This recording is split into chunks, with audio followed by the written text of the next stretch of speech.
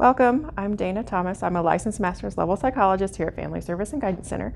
And welcome back to Ask a Child Therapist, where each week we answer a question that is sent in by a parent or caregiver on a topic of the month. And this month we're talking about how to talk to kids about tragic news and events. So our first question comes from Karen, and she says, I try to protect my 8-year-old from a violent and graphic news story, but I can't be everywhere all the time. Seeing news about school shootings is particularly scary for him. Can you give me some advice on how to talk to my little guy about difficult subjects like school violence? Well, first let's talk about sort of a quick fix. Where are you getting your news? Can you change it to getting your news online? Can you change it to watching later in the day so that they're just not around the situation, and see if that helps cut back on just their exposure. Second, if that's not something that's potentially possible, start with ask the child what they heard or what they saw.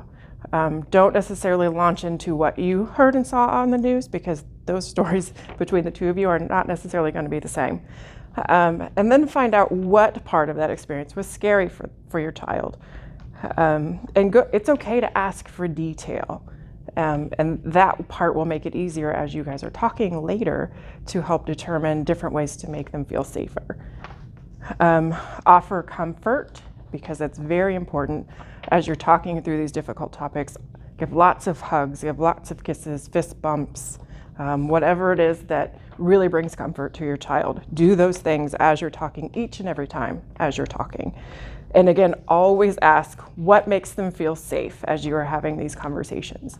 If it's easy fixes, like they just need a special keychain to go to school to make them feel better, send that with them. If it's something more extensive, try to figure out within the family system how to make that happen. Problem solve different things and ask them for ideas. They will be the best, creator of how to fix their own problems.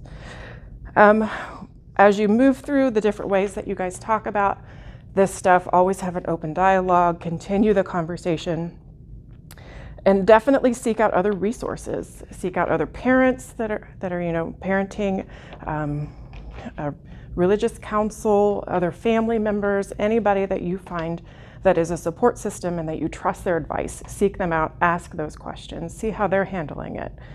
And if something just seems to continue to be pretty extreme or out of the ordinary, and you're just not sure what to do with it, then it's probably time to ask for professional advice, and that's absolutely fine.